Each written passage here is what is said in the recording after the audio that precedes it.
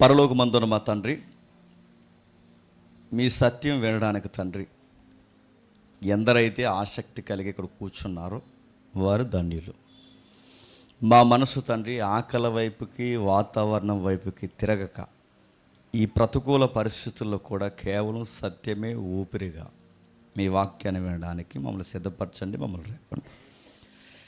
మీ గుణ లక్షణాలు, మీ గుణగణాలు కొన్ని వారాలుగా మేము చూసే ప్రయత్నం మేము చేస్తున్నాం. మీ ఆత్మ సహాయంతో మాతో మాట్లాడుతున్నారు. అన్ని సంఘాల వలె చెప్పండి మీకు ఏం జరిగిందని తండ్రి, సాక్ష్యాలు వినిపించుకుని ముచ్చట్లు మాట్లాడుకుని వెళ్ళిపోయే సంఘం కాదు ఇది. ఇది మీరు ఇచ్చిన సంఘం, మీరు నడిపిస్తున్న సంఘం తండ్రి. ఇది కేవలం మీ ఔన్నత్యాన్ని గురించి తెలుసుకుని నేర్చుకునే గ్రంథం ఏదైతే ఉందో ఆ గ్రంథాన్ని పరిశీలించే సత్యానికి స్తంభం. ఇది కేవలం మీరిచ్చిన మహిమ తండ్రి. ఇది అర్థం చేసుకున్న వారు తండ్రి ఉదార స్వభావం కలిగిన విశ్వాసులు. ఇది అర్థం చేసుకోలేని వారు కాలాన్ని, ఆకలిని, వాతావరణాన్ని వీటన్నిటిని చూసి లెక్కలేసుకునే వారికి టయానికి స్కూళ్ళు వలె వదిలేసే సంఘాలు ఉన్నాయి తండ్రి. ఆ జాబితాలోకి ఎవరు జారిపోక మాకు వాక్యమే ప్రాముఖ్యమని ఎవరైతే కూర్చుంటారో వారితో మాత్రమే ముఖాముఖిగా మాట్లాడండి. వెళుతున్నాం, మా అందరినీ బలపరిచి ఇప్పటివరకు మేము నమ్మిన కొన్ని మౌలికమైన మూఢనమ్మకాల నుంచి వాక్యపు వెలుగులోకి మమ్మల్ని నడిపిస్తారని కోరుతూ క్రీస్తునామని ప్రార్థన సమర్పిస్తున్నాం తండ్రి, ఆమేన్. త్వరగా కొన్ని విలువైన సంగతులు మనం విందాం. నేను చాలా త్వరగా వదిలేస్తాను, మీరేం టెన్షన్ అవ్వకండి. కొన్ని వారాలుగా దేవుని స్వభావ గుణలక్షణాల గురించి మనం మాట్లాడుతున్నాం. అందరికీ ఐడియా ఉందిగా. లాస్ట్ వీక్ మనకి రిజరెక్షన్ డే మూల కొంచెం రావడానికి అవ్వలేదు. ఆ దేవుని యొక్క గుణ లక్షణాలు, దాన్ని థియలాజికల్గా నేచర్ ఆఫ్ గాడ్ అంటారు. దేవుని గురించి తెలుసుకోవడం ప్రాముఖ్యం అంటే చాలా ప్రాముఖ్యం. ఆయనను గుర్చిన సరి అయిన అవగాహన లేకపోతే బైబిల్లో ఉన్న దేవుడి కన్నా నువ్వు ఊహించుకునే దేవుడు ఎక్కువైపోతాడు. దేవుడేంటో మనకు తెలియకపోతే బైబిల్లో ఉన్న పరిశుద్ధాత్ముడి కన్నా నువ్వు అనుకునే ఒక ఆత్మ తయారైపోతుంది నీ జీవితంలో. దేవుని గుర్చిన సరి అయిన అవగాహన లేకపోతే నువ్వు సువార్తే వింటున్నాను అనుకుంటావు, కానీ ఒక సోది నీ ఇంటికి వెళ్ళిపోతే ఒక తన్మయత్నం చెందుతుంది. అందుకే దేవుని గురించి తెలుసుకోవడం చాలా ప్రాముఖ్యం. అంటే చాలా ప్రాముఖ్యం. భూమి మీద పుట్టిన ఏ మనిషికైనా పాప స్వభావం ఉంది కనుక ఆ పాప స్వభావం అంటే ఆదాము పతనమైపోయిన ఫాలెన్ హార్ట్తో ఉన్న ఆదాము నుంచి మనం పుట్టుకొచ్చాం కనుక పాప స్వభావంతో ఉన్న మనిషి పవిత్రుడైన దేవుడిని అర్థం చేసుకోవడం ఎప్పటికీ ఫెయిల్యూర్ అవుతుంది. ఆ మనుష్యుడు దేవుడిని అర్థం చేసుకోలేడు కనుక దేవుడు తలంచి, దేవుడు ముందుగా గ్రహించి, దేవుడు ముందుగానే భవిష్యత్తును చూసి నిన్న నేడు ఏకరీతిగా ఉన్న దేవుడు తనను తాను బయలుపరచుకోవడానికి ఆయా కాలాల్లో ప్రవక్తల్ని, వ్యక్తుల్ని, నీతిమంతుల్ని లేవనెత్తి వాళ్ళ ద్వారా మాట్లాడుతూ కొన్ని విషయాలు రికార్డ్ చేస్తే ఆ రికార్డ్ చేసిన పుస్తకం బైబిల్ అయింది. ఆ బైబిల్లో తనను తాను బయలుపరచుకున్నాడు. ఆ బైబిల్ గురించి, ఆ వాక్యాన్ని గురించి సరి అయిన అవగాహన లేకపోతే మానవుడు ఎంత వికృతంగా తయారవుతాడో మొదటి తరగతిలో మనం చూస్తాం. గుర్తుందిగా. అందులో ఒక యూదుడు ఎఫ్స్టీన్, మీకు తెలుసు కదా. ఆ జెఫ్రీ ఎఫ్స్టీన్ వాడు చేసిన ఘోర కలి ఎప్పటికీ నేరాల చిట్టా పైకి తీస్తున్న లక్షల పేజీలు, 3 లక్షల పైనే పేజీలు వచ్చినాయి.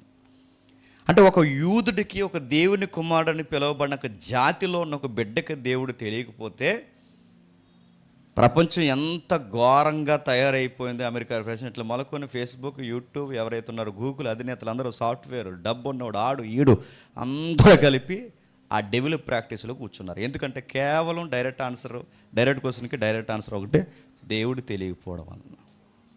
నెక్స్ట్ మనం చూస్తాం, ఆ దేవుడు ఎలా ఉంటాడంటే మనం అనుకున్నట్లేడు. ఆయన చాలా మన ఊహలకి అతీతంగా, ఆయన రీచ్ అవ్వలేదు. అందుకే ఆయన అన్రీచబుల్ గాడ్. ఆయన మనం అందుకోలేం. అంత గొప్ప స్థితిగతుల్లో ఉన్న ఆయనకి ఎలాంటి గుణగణాలు ఉన్నాయంటే ఆయన కనిపించడు, మనం అనుకున్నట్టు మన వినికుల్లో వినిపించడు, ఆయన శక్తిగా ఉన్నాడని చూస్తాం. శక్తి అంటే అలా శక్తిగా ఒక గాలిగా లేదా వెలుగులో వెలుగుగా కాదు. శక్తి అన్న ఆయనకి వ్యక్తిత్వం ఉందని చూస్తాం. ఆ వ్యక్తిత్వంలో ఆయనకి ఏముంది? ఆయన సీరియస్ అవుతాడు, లవ్ చేస్తాడు, దగ్గర తీసుకుంటాడు, కోపపడుతుంటాడు. అలాంటి గుణగణాలతో ఆయన ఉన్నాడు.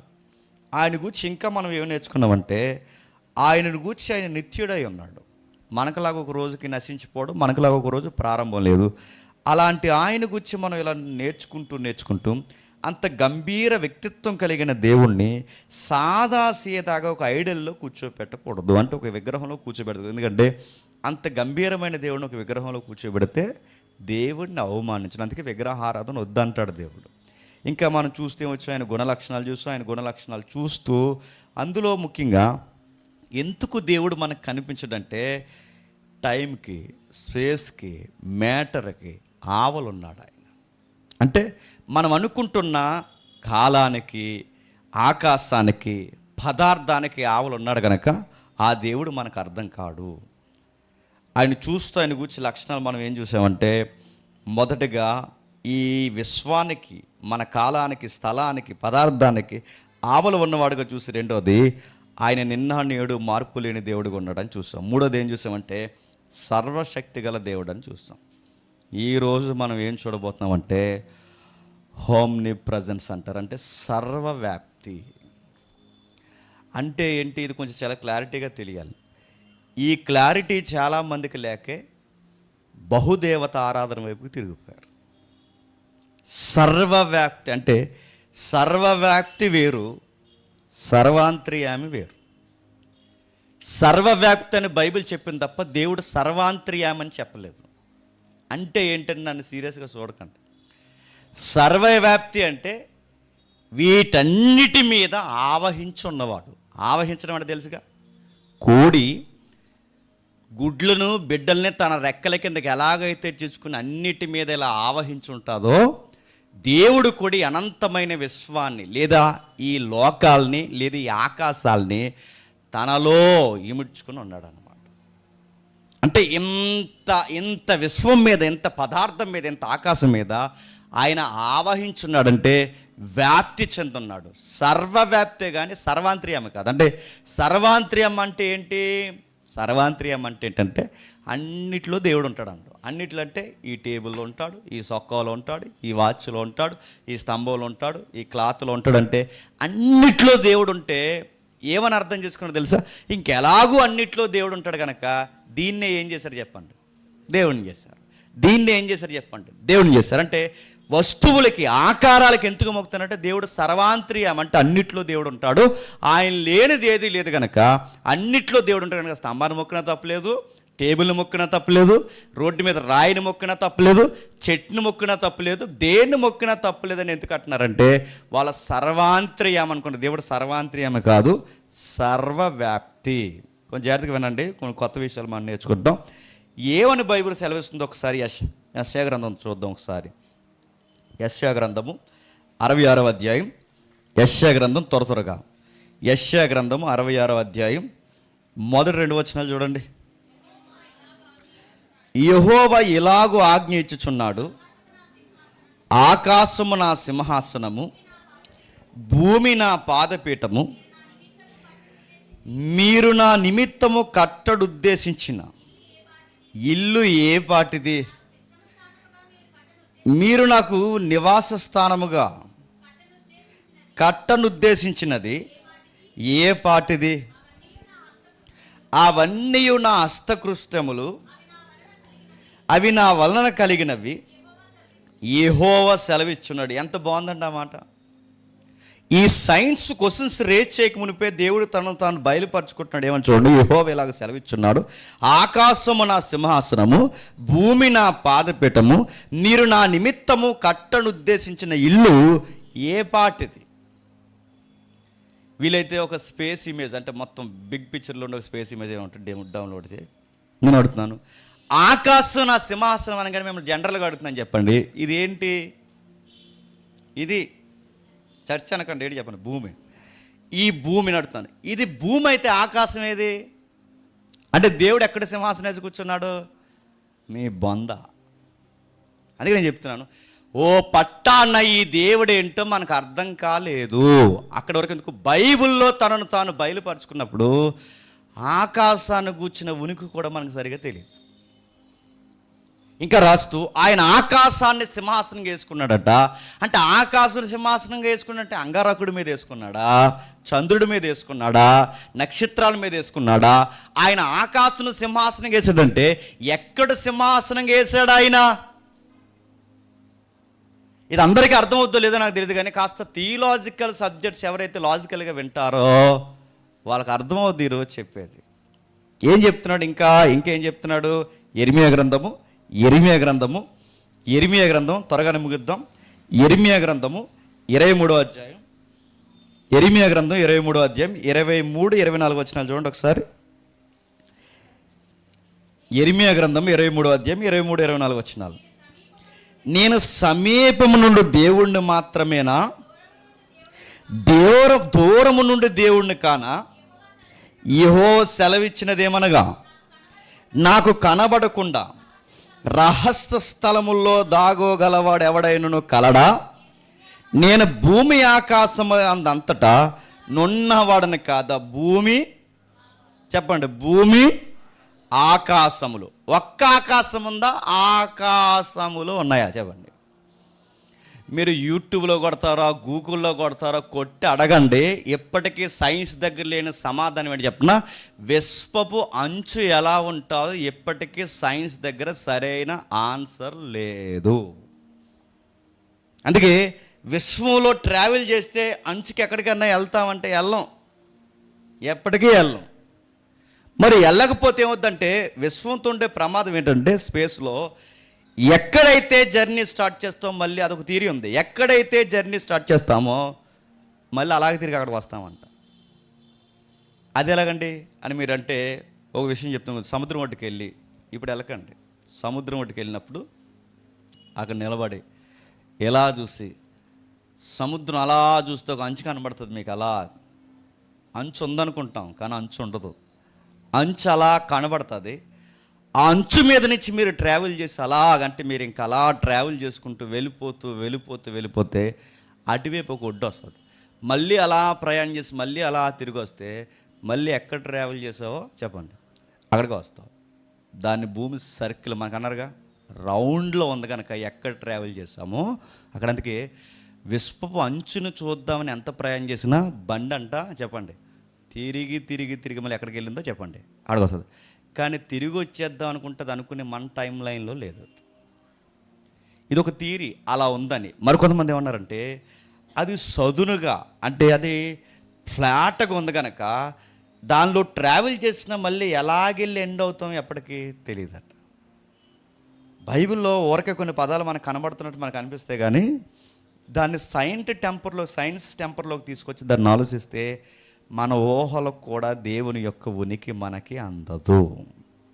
అందుకే ఆయన అంటున్నాడు 24వ వచనంలో, యెహోవా సెలవిచ్చినది ఏమనగా, నేను కనబడకుండా రహస్య స్థలముల్లో నాకు కనబడకుండా దాగునగా వాడు ఎవడు? నేను ఆకాశముల అంతటా నున్నవాడని కదా. అంటే ఇప్పుడు చెప్పండి, అంతటా ఉన్నాడా? అన్నిట్లో ఉన్నాడు చెప్పాలి. తనను తాను ఏమని బయలుపరుచుకుంటూ సర్వాంతర్యామి కాదు, చెప్పండి, సర్వవ్యాప్తి. అంటే ఆయన అంతటా, బాగా వినండి, అంతటా వ్యాపించున్నాడు తప్ప అన్నిట్లో లేడు. అదే రాస్తున్నాడు చూడండి, నాకు కనబడకుండా దాక్కునగలవాడెవడు?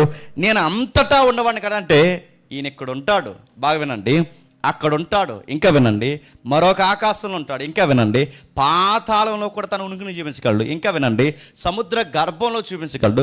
నువ్వు ఎక్కడికి ఎక్కిపోయినా, పక్కన నక్షత్రాల వైపు పోయినా, గ్రహాల వైపు పోయినా, నీటి స్థలపు జాడల లేని ఎంత స్పేస్లో ఏ మెటీరియల్ దగ్గరికి మనం పోయినా అక్కడ ఆయన ఉంటాడు. ఇప్పుడు మీకు డౌట్ రావాలి, అంటే దేవుడు ఎక్కడ ఉంటాడు చెప్పండి? అక్కడ ఉంటాడు, ఇందులో ఉంటాడు, గుర్తుపెట్టుకోండి. అంతటా ఉంటాడంటే అంతటా ఉంటాడు, అన్నిట్లో ఉంటాడు, అంతటా ఉంటాడు.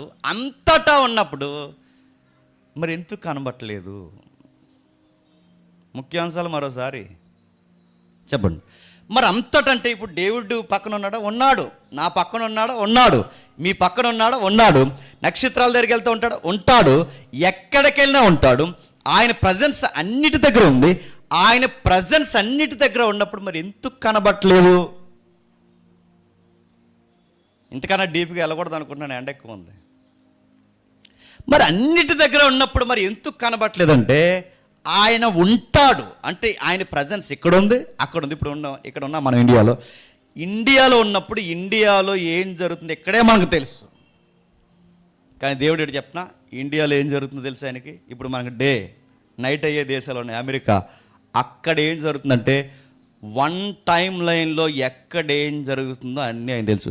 అలా ఎలా నీకు తెలుస్తుందంటే ప్రజెన్స్, హామ్ని ప్రజెన్స్ అంటే ఆయన అంతటంటే మనకి మెటీరియల్ పొడవు ఎత్తు ఎడల్పు మనం 360 డిగ్రీలో చూస్తున్నాం, 3 డైమెన్షన్లో చూస్తున్నాం. మన ప్రజెన్స్ ఇక్కడే ఉంది కనుక మనం ఇలా చూడగలం. దేవుడు 3 డైమెన్షన్లు అంటే మనం అనుకున్న ఈ 360 డిగ్రీల యాంగిల్లో ఆయన లేడు కనుక మనం ఈ యాంగిల్లో ఉన్నాం కనుక ఈ పొజిషన్లోనే మనం చూడగలం. కానీ దేవుడు ఇక్కడే లేడు. ఆయన యొక్క ఉనికి, ఆయన పర్సనాలిటీ అంతటా వ్యాపించిందంటే మీకు అర్థం అవ్వాలంటే మళ్ళీ నేను జ్ఞాపకం చేస్తున్నాను. ఆకాశం పైన ఆయన లేడు కానీ ఆకాశమే ఆయన లోన ఉంది. ఇంకా బాగున్నాడు. గ్రహాలు పైన ఆయన లేడు కానీ గ్రహాలే ఆయనలో ఉన్నాయి. మనుషులు పైన ఆయన లేడు కానీ మనుషులే చెప్పండి ఆయన ప్రజెన్స్లో ఉన్నారు. అందుకే పౌలు ఎథెన్స్లో ప్రసంగం చేస్తే ఏమంటాడంటే ఆయన యందు చలించుచున్నాము, ఆ మాట మర్చిపోకండి, ఆయన యందు చలించుచున్నాము, ఆయన యందు చెప్పండి ఉనికి కలుగున్నాం. అంటే దాని అర్థం ఏంటి? ఆయనలో ఉన్నాం. ఆకాశం ఆయనలో ఉంది, విశ్వం ఆయనలో ఉంది, గ్రహాలు ఆయనలో ఉన్నాయి, మనుషులు ఆయనలో ఉన్నాయి, ఎగిరే పక్షులు అన్నీ ఆయనలో ఉంటాయి. ఇంతకీ ఇప్పుడు అన్నీ ఆయనలో ఉంటే ఆయన ఎంత ఉంటాడో మీరెవరో భీముడు రాముడు అన్నట్టు ఊహించుకోకండి. మీకు ఒకటి చెబుతూ ఒకటి అర్థమవుతుంది, ఎట్లా సార్ ఇలాగా అంటే దాన్ని అంచనా వేయలేము. ఆయన వ్యక్తిత్వాన్ని అంచనా వేయలేము. అంటే మొత్తం మీద ఆయన పర్సనాలిటీ అందదు. అందుకే దేవుడు అప్పుడప్పుడు సొలొమోనుతో మాట్లాడినప్పుడు కూడా ఏమన్నాడు ఒకసారి చూడండి. మనకు తెలిసిన వచనాలే ఒకసారి చూద్దాం. మొదటి రాజుల గ్రంథం, త్వరగా ముగిద్దాం. మొదటి రాజుల గ్రంథం. బుద్ధి లేని వాళ్ళు ఎవరు ఇప్పుడు వీడియో కాల్ చేస్తున్నారు? అస్సలు బుద్ధి లేదు వీళ్ళకి. మొదటి రాజుల గ్రంథం 8వ అధ్యాయం 27 వచనం. కొంతమంది మన చర్చికి మరి కావాలని వస్తున్నారో ఎందుకు వస్తున్నారో నాకు తెలియదు కానీ అందరూ కాదులేండి, కొంతమంది గతంలో కూడా అలాగే మా ఇంట్లోకి వచ్చారు, ఫోటోలు తీశారు, ఇవన్నీ చేశారు. ఈ మధ్యకాలంలో నూడు వీడియో కాల్ చేసే ప్రయత్నాలు కూడా చేస్తున్నారు. మొన్న ఒక ఆమె వచ్చింది భీమవరం. ఒకవేళ సిస్టర్ జెన్యున్ అయితే నేనేం అనలేను, ఒకవేళ జెన్యున్ కాకపోతే దేవుడు తను గద్దించుగాక. ఇక్కడ నుండి భీమవరం లోపల ఎక్కడో ఇంటీరియర్ ఏరియా అది. ఆ లోపలికి వచ్చి నాకు video call, audio call, missed call చేస్తుంది, వాట్సాప్ కాల్ చేస్తుంది. ఎవరు అనుకున్నాను. తర్వాత వాయిస్ మెసేజ్ పెట్టింది, జరుగుతుంది. ఆ తర్వాత లోపల ఎక్కడో డీప్ ఏరియాలోకి వచ్చింది. ఆ రోజు నాతో పాటు ఎవరో వచ్చారు, సతీష్ వచ్చాడు, నరసాపురం సతీష్ వచ్చాడు. మేము వెళ్ళాం. నాకు మెసేజ్ పెడుతుంది ఏమనంటే మన మీటింగ్ అయ్యేసరికి 12, 11:30, 12 లేదా లేట్ అయితే 12:30 అవుద్ది. ఇంకా ఆ డిన్నర్ అదే అయ్యేసరికి ఆ టైంలో ఆమె సింగిల్గా ఎక్కడి నుండి అక్కడికి వచ్చి ఆ డీప్ ఏరియాలోకి వచ్చి ఇప్పుడు ఆవిడ నేను తీసుకెళ్ళి రైల్వే స్టేషన్లో దించాలంట. ఏమనుకుంటారండి ఎవరన్నా అంటే? జెన్యున్ అయితే పర్లేదు, దేవుడు తను దీవించి కాక వాక్యాన్ని బట్టి అంత దూరం వచ్చింది. ఒకవేళ జెన్యున్ కాకపోతే కారు ఎక్కిన వెంటనే ఆ రైల్వే స్టేషన్ కాడ నేను దించేసిన తర్వాత తెల్లారేసరికి ఒక వీడియో పెట్టి రాత్రి నన్ను జేమ్స్ కారు ఎక్కించుకున్నాడు అన్నదే అనుకోండి, అంతే సంగతులు. ఇంకా చిత్తగించడమే. నన్ను ఎక్కించాడు, కావాలంటే ఆ మీటింగ్ వాళ్ళని అడగండి, వాళ్ళ ముందే నేను ఎక్కాను లేదో చూడండి అంటే ఇంక నేనేమైపోవాలండి? ఇంకా ఏమంటుంది? కావాలంటే ఆయన కారు నేను ఎక్కాను లేదో గూగుల్ లొకేషన్ తీయండి అంటే ఏమైపోవాలండి? మరి స్కెచ్ చేయడానికి వస్తున్నారా, బ్యాట్ చేయాలనుకుంటున్నారా, ఎన్ని చేయాలనుకుంటున్నా నాకు అర్థం కాదు. కానీ ముఖ్యాంశాలు మరోసారి ఇవన్నీ చూసేసాం, గుర్తుపెట్టుకోండి. ఇందాక తమ్ముడు చెప్తున్నారుగా, ఎక్స్పీరియన్స్ వస్తుంది, గుర్తుపెట్టుకోండి. దెబ్బలు తినేస్తాం, కోర్టు వరకు కూడా వెళ్ళి వస్తాం, గుర్తుపెట్టుకోండి. మీరు నేను కుప్పకంతులు వేసినా మా క్యారెక్టర్ని చెప్పండి డిఫాల్ట్ చేయలేరు. మళ్ళీ బుద్ధి లేని వాళ్ళు వీడియో కాల్ ఎవరు చేస్తున్నారు, అందుకే చెప్తున్నాను నేను. మీరు వీడియో కాల్ చేసినా మీరు ఇంకెలాగా సుందరలా కనబడినా నహి జిందగీ ముఖ్యాంశాలు ముగిసిపోయాయి, గుర్తుపెట్టుకోండి. అందుకే వీడియో కాల్ చేయకుండా మీకు దండం పెడతాం. సరే, మొదటి రాజుల గ్రంథం 8వ అధ్యాయం. మళ్ళీ ఇది కట్ చేయకండి. మన యూట్యూబర్స్ ఎవరైతే ఉన్నారో ఈ తమ్ముళ్ళు ఇంకే వాక్యాలు లేనట్టు ఇది కట్ చేసి జేమ్స్ గారికి న్యూడ్ కాల్స్ వస్తున్నాయని ఒక టైటిల్ ఎట్టకండి, మీకు దండం పెడతాను. ఇది ఎలాగో వదిలండి ఈ మెసేజ్లో. సరే, మొదటి రాజుల గ్రంథం 8వ అధ్యాయం 27 వచనం. నిత్యముగా దేవుడి లోకమందు నివాసము చేయుడు, ఆకాశ మహాకాశములు కూడా సహితము నిన్ను పట్టజాలవు. నువ్వు కట్టించిన ఈ మందిరము ఎలాగు పట్టును చెప్పండి మహాకాశములు కూడా ఆయన పట్టజాలం. అంటే దేవుడు అంతా ఉన్నాడు, అన్నిటిపైన ఉన్నాడు, అన్నీ కూడా ఆయనలోనే ఉన్నాయి. ఆయనలో ఉన్నాయి కనుక అపోస్తులు కూడా ఏమన్నారంటే ఆయనలో మనం బతుకుతున్నాం, ఆయన యందు మనం చలించున్నాం. ఆయన ఎట్లా ఉన్నాడంటే సర్వవ్యాప్తిగా కాకుండా, సర్వాంతర్యామిగా కాకుండా సర్వవ్యాప్తిగా ఉన్నాడు. మాట్లాడితే పదే పదే మనకు కనబడుతుంది బైబిల్ చెప్పిన అంటే మహా ఆకాశములో కూడా ఎన్ని చెప్పండి పట్టజాలవు. ఆకాశం అంటున్నాడా ఆకాశాలు అంటున్నాడా చెప్పండి. ఇప్పుడు చెప్పండి, మనకి ఎన్ని ఆకాశాలు ఉన్నాయి బైబిల్ ప్రకారం చెప్పండి? ఎన్ని ఆకాశాలు చెప్పండి, త్వరగా చెప్పండి. 1 పరలోకము, 2 భూలోకము, 3 పాతాళం. మీ బొంద ఆ పిక్చర్ చూద్దాం ఒకసారి, చూడండి ఒకసారి చూద్దాం. మహా ఆకాశాలు అనగానే ఆకాశాలు వేరు. ఈ మాట ఇప్పుడు బండ గుర్తుపెట్టుకోండి. ఇన్ని రోజులు మనం డిస్కషన్ చేయలేదు కానీ ఒకసారి మీరు డిస్కషన్లోకి రండి. ఆకాశాలు వేరు, లోకాలు వేరు. మీకు కనబడుతుందా? కనబడకపోతే ఇంటికి వెళ్ళి మొబైల్లో చూడండి. కనబడుతుందిగా? ఈ మొదటి భాగం ఆకాశాన్ని ఎలా విడదీస్తారంటే బైబిల్ నేరేటివ్ ఇది, బైబిల్ ఇస్తున్న పిక్చర్ అది. ఈ మొదట మనకు కనబడుతుంది చూస్తారా, ఫస్ట్ మనకు కనబడుతుంది ఫస్ట్ హెవెన్ అంటే ఆకాశం అంటారు. ది ఫస్ట్ హెవెన్ ఏదైతే మనకు కనబడుతుందో ఇది అంటే ఎగురుతున్నాయి చూడండి పక్షులు, చెట్లు, భూమి, సముద్రము, ఇదంతా దీన్ని ఏమంటారంటే ఇప్పుడు మనకు కనబడుతుంది ఈ చెట్లు, ఈ పక్షులు, ఈ సముద్రాలు, ఈ గుట్టలు, ఈ కనబడుతున్న ఈ వాతావరణాన్ని బైబిల్ సెన్స్లో ఏమంటారంటే మొదట ఆకాశం అంటారు. నా మాటలు అర్థమవుతుంది. ఇది మొదట ఆకాశం. రెండో ఆకాశం అనగానే రెండోది కనబడుతుంది చూడండి, ది సెకండ్ హెవెన్ అని మనకు కనబడుతుందా? అక్కడ మనకు కనబడుతున్నవి స్టార్స్, స్పేస్ మనకు కనబడుతుంది చూడండి. అంటే నక్షత్రాలు ఉన్నాయి, సూర్యుడు ఉన్నాడు, గ్రహాలు ఉన్నాయి, సౌర వ్యవస్థను దాటిన అనేక వ్యవస్థలు మనకు కనబడుతున్నాయి, గెలాక్సీల గుంపు మనకు కనబడుతుంది. దీన్ని ఏమంటారంటే బైబిల్ నేరేటివ్లో థియలాజికల్గా దీన్ని సెకండ్ హెవెన్ అంటే రెండవ ఆకాశం. ఇది మొదట ఆకాశం చెప్పండి, రెండో ఆకాశం. ఇప్పుడు అది చూడండి, ది థర్డ్ హెవెన్ అంటే ఇది మూడో ఆకాశం. అంటే దేవుడు ఎక్కడున్నాడు? ఎక్కడ లేడు. దేవుడు ఎక్కడున్నాడు? ఈ స్పేస్లో లేడు. అంటే మనకు కనబడుతున్న ఈ చెట్లలో, పొట్లలో, ఈ గుట్టల్లో, ఈ సముద్రాల్లో, ఈ మనుషుల దగ్గర లేడు, కానీ ఆయన ప్రజెన్స్ ఉంది. నా మాటలు అర్థమవుతున్నాయి? అర్థమైనా అర్థమైనట్టే. ఎండ ఎక్కువైపోతుంది కదా. ఇక్కడ ఉన్నాడు ఆయన, అంటే ఆయన ప్రజెన్స్ ఉంది, కానీ వ్యక్తిత్వంగా ఇక్కడ లేడు. అంటే వ్యక్తిగా, అంటే ఆయన ఇలా చూసేద్దామంటే, అంటే ఆయన ప్రజెన్స్ ఉంది కానీ ఆయన వ్యక్తిత్వాన్ని ఇలా చూద్దామంటే ఈ కెమెరాని చూసినట్టు ఈ టేబుల్ ఇలా చూడలేము ఆయన. ఎందుకంటే ఆయన ఉనికి పూర్తిగా ఎక్కడ లేదు. ఆయన ప్రజెన్స్ అంటే ఆయన ఉనికి ఇక్కడ మనకి వ్యాపించి ఉంది, కానీ ఆయన ప్రకంపనలు ఇవన్నీ వ్యాపించి ఉన్నాయి, కానీ ఆయన యొక్క కమ్యూనికేషన్ మొత్తం వ్యాపించి ఉంది, కానీ ఆయన వ్యక్తిగా ఉనికిగా ఇక్కడ లేడు. మరి ఎక్కడున్నాడు? ఎక్కడ లేడు, రెండో ఆకాశంలో లేడు. ఎక్కడున్నాడంటే మూడో ఆకాశం. అంటే ఈ సైన్స్కి అన్నది ఏంటి చెప్తున్నా, మన కనబడుతున్న ఈ పరిధిలో లేడు, కనబడుతున్న ఆ విశ్వపు అంచుల్లో లేడు.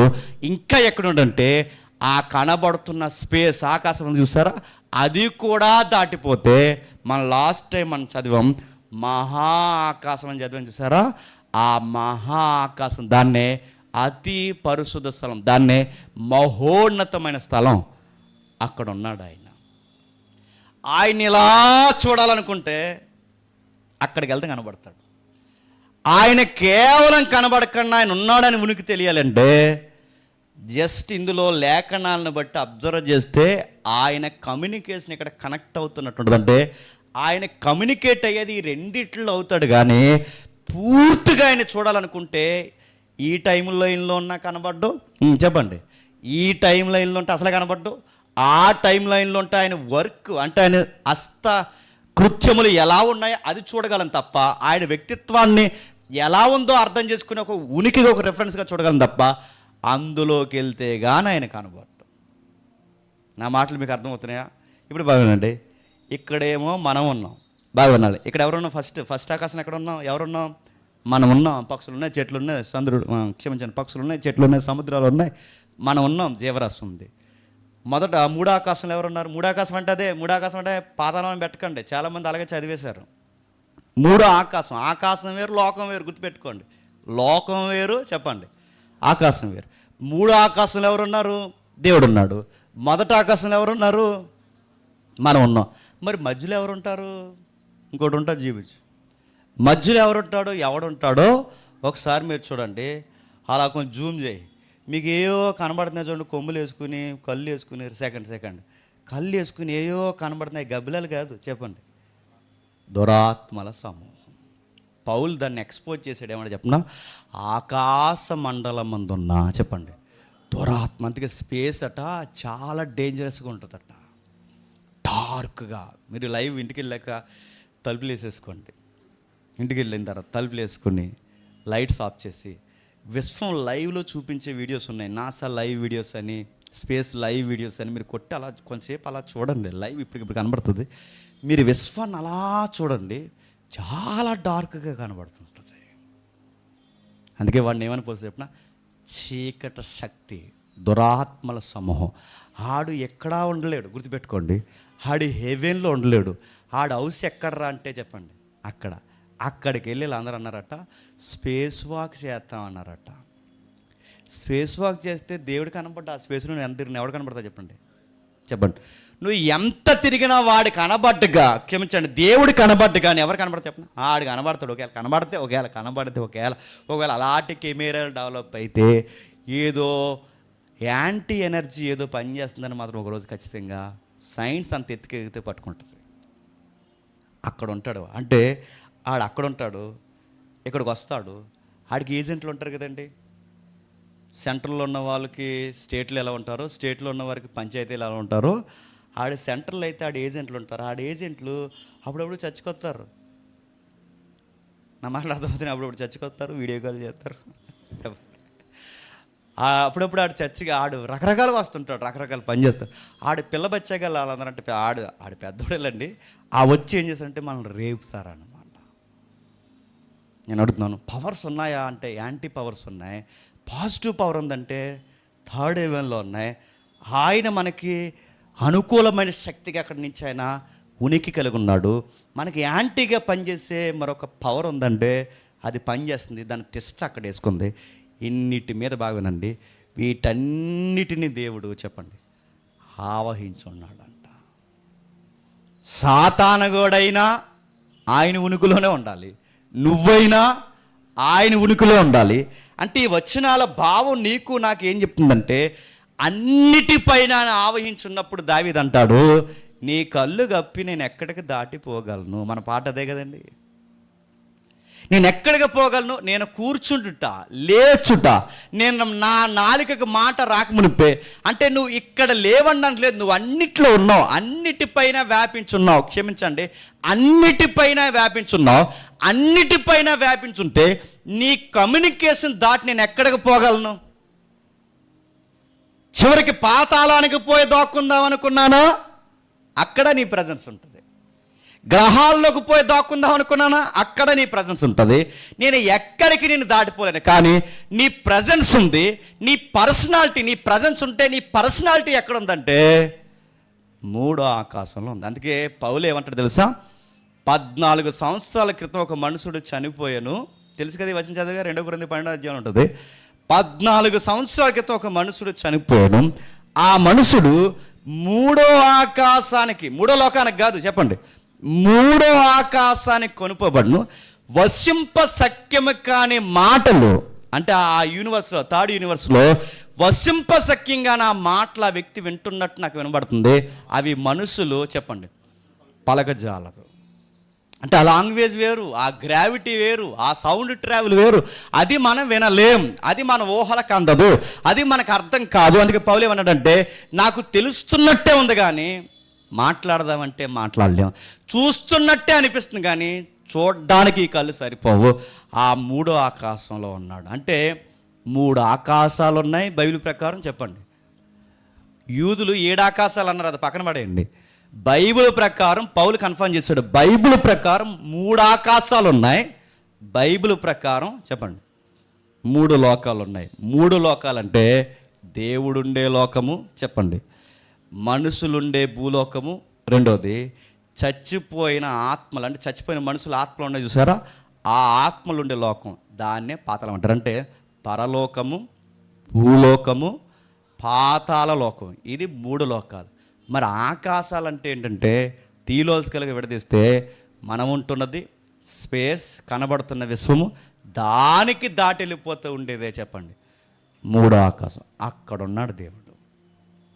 అంటే దేవుడు 3వ ఆకాశంలో అక్కడ ఉంటే అలాంటి వ్యక్తి, అలాంటి ఆయన, అలాంటి గొప్ప గుణగణాలు కలిగిన ఆయన, అలాంటి గంభీర వ్యక్తిత్వం కలిగిన ఆయన ఇక్కడ లేడనడానికి గుర్తుపెట్టుకోండి, మనం చెప్పలే. ప్రజెన్స్ అంటే ఆయన కమ్యూనికేషన్ అంతా ఉంది. అప్పుడప్పుడు మీరు చూసారా, ఒరే నువ్వు అక్కడ ఉండగానే నీకు ఇవన్నీ ఎలా తెలిసిపోతున్నారు అంటాడు. మన నెట్వర్క్ అలా ఉంటుంది అంటాడు. ఏంటది నెట్వర్క్ అంటే, నువ్వు 360 గడివి 3 యాంగిల్లో ఉన్నవాడివి, నీకే అంత నెట్వర్క్ ఉంటే అని అడుగుతున్నాను. ఆయనకి ఎంత నెట్వర్క్ ఉంటుందండి తెలియదు ఆయనకి ఆయనే నెట్వర్క్. ఆయనలోనే ఉందంటే, ఒక మాటలో చెప్పాలంటే ఆయనకి జేబీ ఉంటే ఈ ఆకాశాలన్నీ ఎక్కడున్నా చెప్పినా ఆయన జేబీలో ఉన్నట్టు అన్నమాట. ఇందులో ఎవరేం చేస్తున్నారో ఆయనకు తెలియదా? ఇప్పుడు పొడవు ఎత్తు ఎడలపు నేను ఎక్కడ ఉన్నాను కాబట్టి ఈ పరిదే నేను చూడగలను. అదే బాగా వినండి, నేను ఇంకా హైట్ ఉన్నాను అనుకోండి, బాగా వినండి, ఈ లోకోట అంతా చూడగలను. ఇంకా హైట్ ఉండి ఇంకా పెద్ద పెద్ద కళ్ళు ఉన్నాయనుకోండి, కాకినాడ మొత్తం చూడగలను.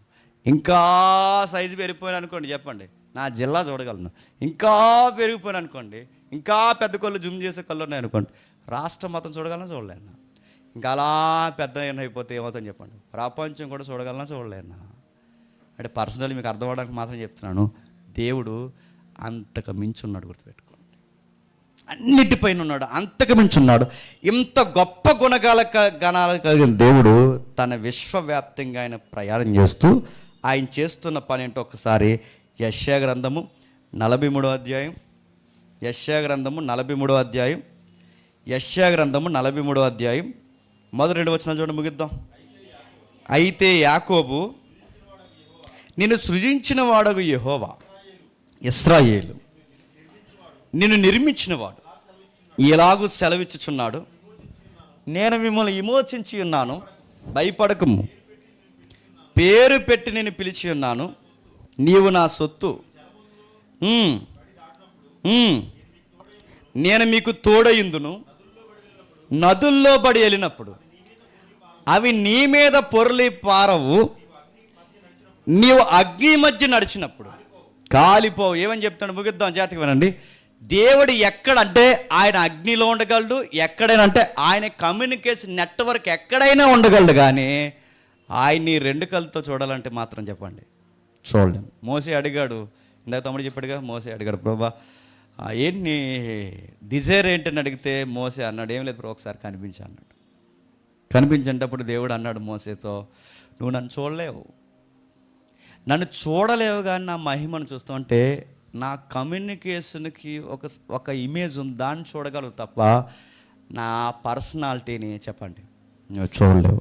ఎందుకు నువ్వు చూడలేవంటే నువ్వు ఉన్నది 2వ ఆకాశంలో లేవు, నువ్వు ఉన్నది 1వ ఆకాశంలో లేవు, నువ్వు ఉన్నది 3వ ఆకాశం, క్షమించండి, నువ్వు ఉన్నది 3వ ఆకాశంలో లేవు, నువ్వు 1వ ఆకాశంలో ఉన్నావు. కనుక ఇందులో నుంచి నన్ను చూసేయాలనుకుంటే ఎట్టా కుదురుతుంది మోసే అని అడిగాడు. ఆ టైంలో వాళ్ళకి అర్థమయ్యేలా దేవుడు ఏమన్నాడంటే, నీకు ఆశ ఉంది కనుక నన్ను అర్థం చేసుకునేలా ఒక మహిమ చూపిస్తానులే అన్నాడు. ఆ మహిమ చూస్తేనే పిచ్చెక్కేసింది ఎవరికి?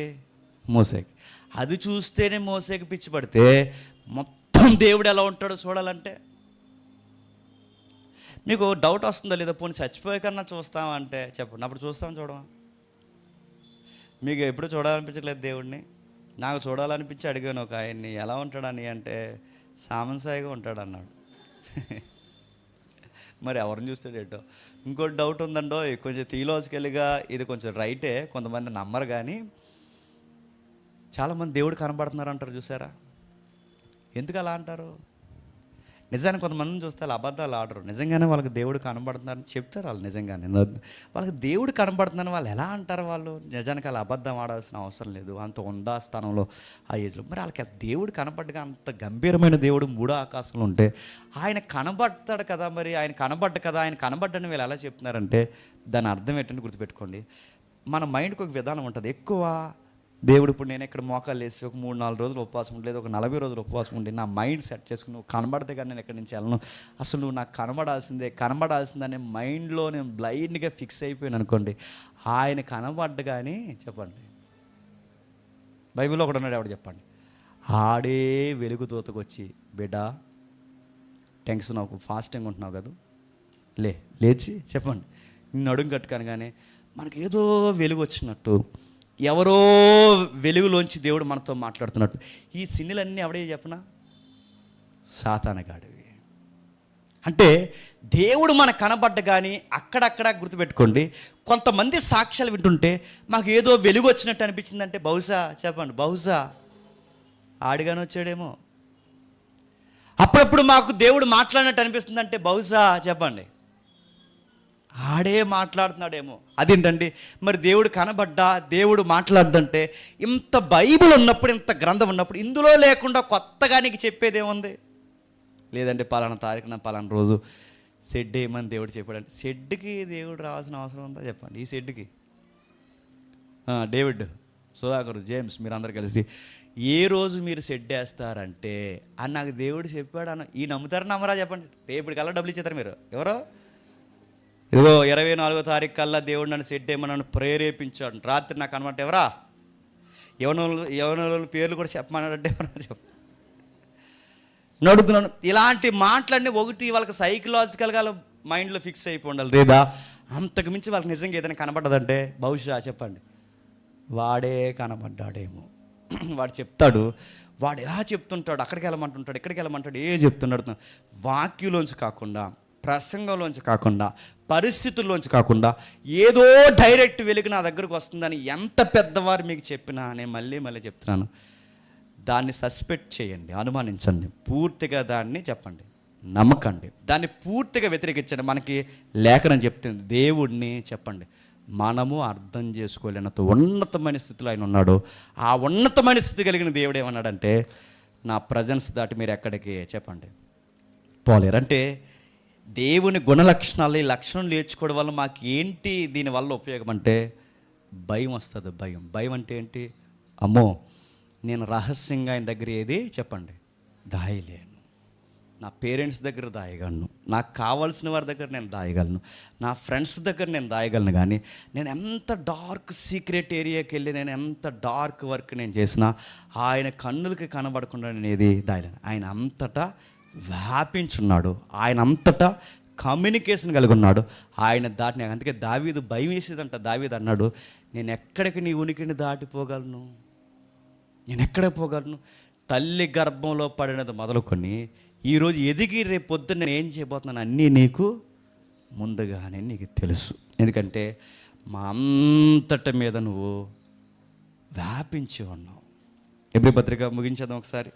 ఎబ్రిల్కి రాసిన పత్రిక మొదటి అధ్యాయం, ఎబ్రిల్కి రాసిన పత్రిక మొదటి అధ్యాయం 10వ వచనం చూడండి. ఎబ్రిల్కి రాసిన పత్రిక మొదటి అధ్యాయం 10వ వచనం.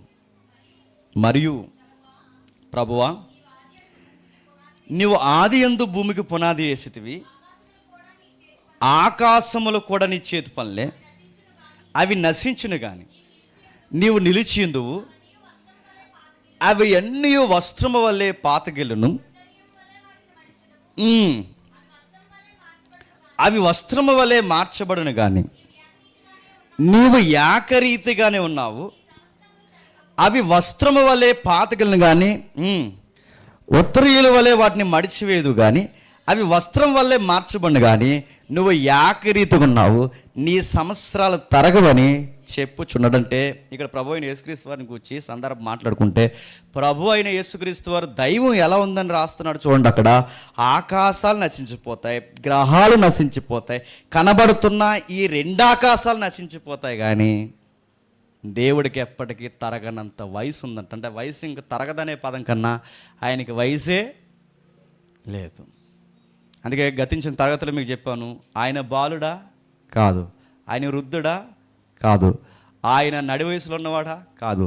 అందుకే ఆయన థియలాజికల్గా ఆయన ఏమంటారంటే నిత్య యవ్వనంలో ఉండేవాడే నిత్యుడైన దేవుడు. మరి దానియేలు గారు సింహాసనం మీద కూర్చున్నప్పుడు రుద్రుడు ఒకటి నాకు కనబడ్డాడు అన్నాడు కదండి. అంటే ఆ వ్యవహారం వేరు, అది ఎప్పుడైనా చూద్దాంలేండి. దాని ఉనికి వేరు, దాని వివరణ వేరు. అంటే దేవుడు సీనియర్ అని చెప్పడానికి దానియేలు చెప్తున్న మాటే తప్ప ఆయన వ్యక్తిత్వాన్ని, ఆయన ఎలా ఉంటాడు, ఈ మధ్య వయసు తగ్గిపోయింది, కొంచెం దేవుడు మెట్లు పైకి ఎక్కలేకపోతుందంటే ఇది మీ దగ్గర, ఇక మీకు సెట్ అవుతుంది. అందుకే దేవుడిని పూర్తిగా బైబిల్లో ఉన్నట్టు అర్థం చేసుకోలేకపోయారు కనుక బయట దేవుడికి చెప్పండి ఇలా విసురుతుంటారు. చూసారా ఇలా దేవుడికి ఇసురు పెట్టండి, నాకు అర్థం కాదు. దేవుడికి ఇలా విసురుతుంటాడు. ఒక ఆయన అయితే ఆయన లింగి సర్దుతున్నాడు దేవుడికి లింగి ఏటో, దేవుడికి చీర ఏటో, దేవుడికి లింగీలు కడుతుంటారు, చీరలు కడుతుంటారు, ఇలా విసురుతుంటారు. దానికి ఎందుకు విసురుతున్నారంటే వాడు దేవుడు సర్వవ్యాప్తి అనుకోరు. ఏమనుకుంటారు చెప్పనా? సర్వాంత్రియం. అంటే ఇందులో కూడా దేవుడు ఉన్నాడు కనుక ఆ పూజారి గారు అంటున్నారు, కొంచెం తగ్గించండి, ఏసీ తగ్గించండి, చలి వేస్తుంది అన్నాడు. ఎవరికి? దేవుడికి చలి ఏంటండి? చలి పుట్టించింది ఆయన, వేడి పుట్టించింది ఆయన, అన్నిటికీ దాటున్నది ఆయన. ఎంతకింత కామెడీగా దేవుడిని పూజిస్తున్నారు సొసైటీలో అంటే మళ్ళీ చెప్తున్నాను, అసలు దేవుడు ఏంటో ఈ సమాజానికి అర్థం కాదు. అందుకే ఈవెన్ యేసుప్రభు బొమ్మ కూడా బైబిల్ ఎందుకు పెట్టొద్దు అంటదంటే ఆయన అవమానించడం. యేసుప్రభు బొమ్మ కూడా పెట్టకూడదు, గుర్తుపెట్టుకోండి. మరియమ్మ బొమ్మకు కూడా మొక్కకూడదు, గుర్తుపెట్టుకోండి. సిలువకు కూడా మొక్కకూడదు. మరి సిలువ పెట్టుకుంటాం కదండి, అంటే ఐకాన్గా పెట్టుకో, ఇలాంటి సిలువ గుర్తు మీద యేసుప్రభు చనిపోయిన గుర్తుకు పెట్టుకో తప్ప ఆ సిలువకు మొక్కకు. యేసుప్రభు ఇలా ఉండేవాడిని ఒక సింబల్ పెట్టుకో తప్ప ఆ సింబల్కి మొక్కకు. ఆయన అందులో చూడక, ఎందుకంటే ఆయన తీసుకొచ్చి ఏదో ఒక మెటీరియల్లో చొప్పిస్తే దేవుడు ఏమంటే చెప్పిన అది పాపం. అంత గంభీరమైన దేవుడు. సొలొమోను మందిరం కడితేనే, బంగారు దేవాలయం కడితేనే ఇందులో నన్ను ఉండమంటావా అని అడిగాడు దేవుడు. మహా ఆకాశాల పట్టజాలు నేను నన్ను తెచ్చుకొచ్చి నువ్వు కట్టే ఇంట్లో నన్ను ఉండమంటున్నావు అంటే ఎట్టా ఉంటాను సొలొమోను అన్నాడా లేదా? అలా దాయిని ₹10 బొమ్మ కొని నువ్వు ఇందులో ఉన్న ప్రభువా నువ్వే మా బాధలను తీర్చాలంటే బొమ్మకే నువ్వు వచ్చేద్ది, చెప్పండి. యూనివర్స్కి నవ్వు వచ్చేది, అన్నిటికీ నవ్వు వస్తుంది. దేవుడు అందులో లేడు. అందుకే ఏ బొమ్మలకే మొక్కండి, ఏ గుడిమెట్లకి మొక్కకండి, ఎక్కడ బయటలు కొట్టినట్టు కొబ్బరికాయలు అవి కొట్టకండి, క్యాండిల్స్ వెలిగించకండి. నీ మళ్ళీ చెప్తున్నాను, ఆకాశమందున్న దేవుని వైపు తలెత్తి తండ్రి మా ప్రాబ్లం ఇదని ప్రార్థన. అది ప్రభు చెప్పాడు. ఏమని? దేవుడు ఎక్కడున్నాడు అయ్యి అంటే ప్రభు అంటాడు పరలోకమందున్న మా తండ్రి. ఎక్కడున్నాడు చెప్పండి? ఆకాశంలో లేడు, భూలోకంలో లేడు. ఆయన వ్యక్తిత్వం ఎక్కడుందంటే ప్రభు చెప్పాడు ప్రార్థనలో పరలోకమందున మా తండ్రి. ఆ పరలోకం ఎక్కడుందంటే చెప్పండి? 3వ ఆకాశంలో ఉంది. అక్కడున్న వీటన్నిటిపైన చెప్పండి ఆయన వ్యాపించి ఉన్నాడు. ఈ ఒక్క పని మీకు అర్థమైతే ఆయన వ్యాపించున్నది అన్నది మనకి ఏమి నేర్పిస్తుందంటే భయం నేర్పిస్తుంది. నా నడక, నా పడక, నా మాటలు, నా నిర్ణయాలు, నా ఖర్చులు, నా వ్యవహారం అన్నిటిని అవి చూపిస్తున్నాయి. నేను అందరి దగ్గర నేను ఏదన్నా విషయాన్ని దాయగలనేమో కానీ ఆయన దగ్గర నేను దాయలేను. ఆయనకి సమస్తము తెలుసు. దేవుడు మిమ్మల్ని దీవించును గాక. అలానే మోకాళ్ళు వేయండి, మోకాళ్ళు